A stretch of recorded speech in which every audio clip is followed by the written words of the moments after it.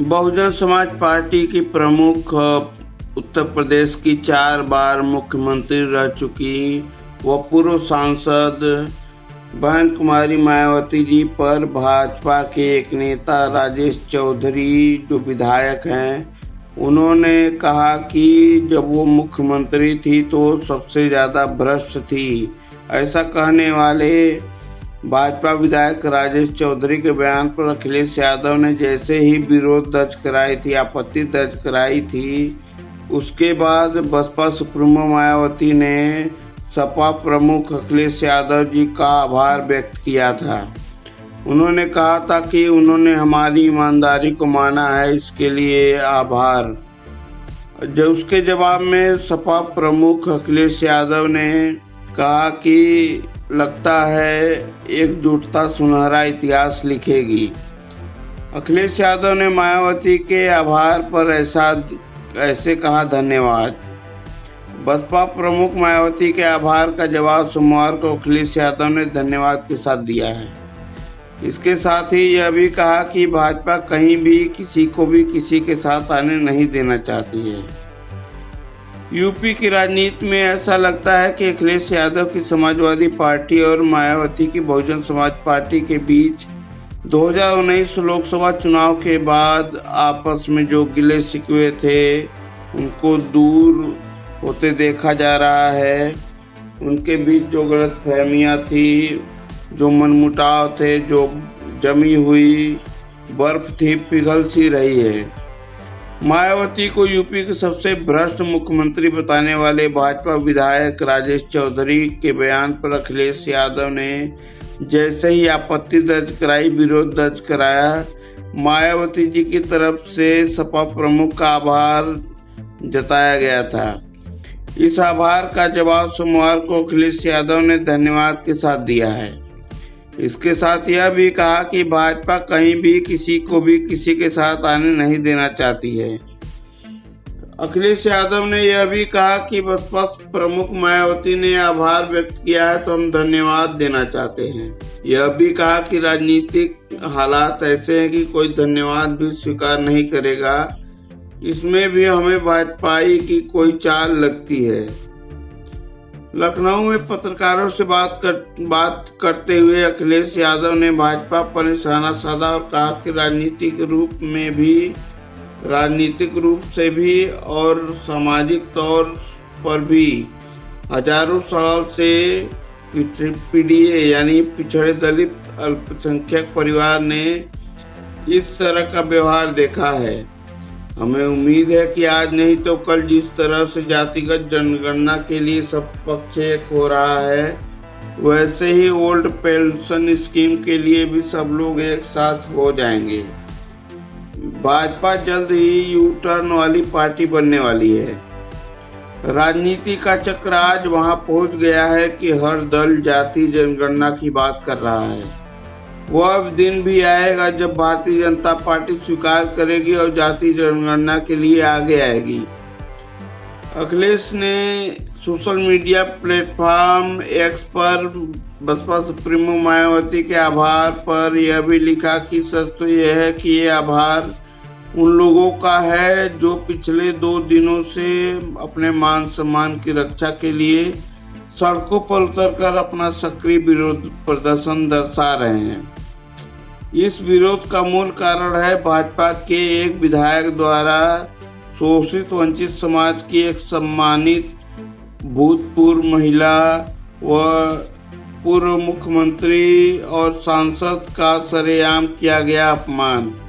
आगे लिखा कि सदियों से समाज के प्रभुत्ववादी द्वारा किए जा रहे मानसिक, शारीरिक, आर्थिक, सामाजिक उत्पीड़न के विरुद्ध आज उपेक्षित व तिरस्कृत समाज के लोगों में यह जो नई चेतना, नई जागरूकता आई है, उसकी एकता और एकजुटता आने वाले कल का सुनहरा समतावादी, समाजवादी, समानतावादी इतिहास लिखेगी।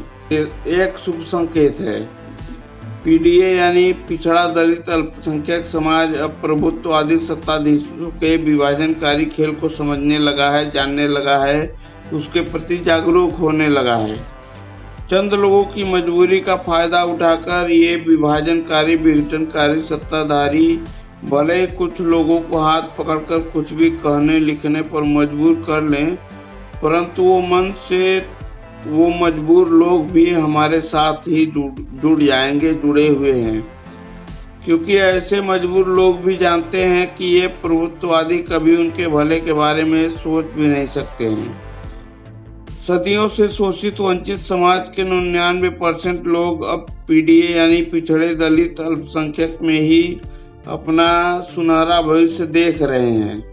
अखिलेश यादव ने कहा कि जो लोग राजनीतिक शक्तियां अपनी सत्ता को बचाने के लिए अपने स्वार्थ भरे पत्रों पर दमित समाज से हस्ताक्षर करवाने पर बाध्य करती आई हैं, अब उनके बुरे दिन शुरू हो गए हैं। 90 से 99% लोग जागरूक हो चुके हैं। जागरूकता इतनी तेजी से बढ़ी है कि पिछड़े दलित अल्पसंख्यक समाज में आया ये जागरूकता राजनीतिक दलों की सीमाएं तोड़कर मान सम्मान की लड़ाई लड़ रहे पीडीए यानी पिछड़े दलित अल्पसंख्यक आपस में 100% जुड़ जाना ही सामाजिक न्याय की क्रांति होगा। ये एकता हम ख्याली इत्तेहाद की ही सैकड़ों सालों से चली आ रही नाइंसाफी को खत्म करेगा। पीडीए ही यानी पिछड़ा दलित अल्पसंख्यक शोषित वंचित समाज का भविष्य है। हम एक है, एक रहेंगे, पीडीए एकता जिंदाबाद। भाजपा विधायक द्वारा जो टिप्पणी की गई है और जिस महिला के बारे में टिप्पणी की गई है कि वो सबसे भ्रष्ट मुख्यमंत्री थी, उनके पास कोई सबूत है या जानकारी है तो इसका जवाब वो अपने सोशल मीडिया से या किसी के माध्यम से दर्ज करा सकते हैं, या ऐसे भी बिना किसी सबूत या बिना किसी एविडेंस के किसी को ऐसे गंभीर आरोप नहीं लगाने चाहिए, झूठे आरोप नहीं लगाने चाहिए।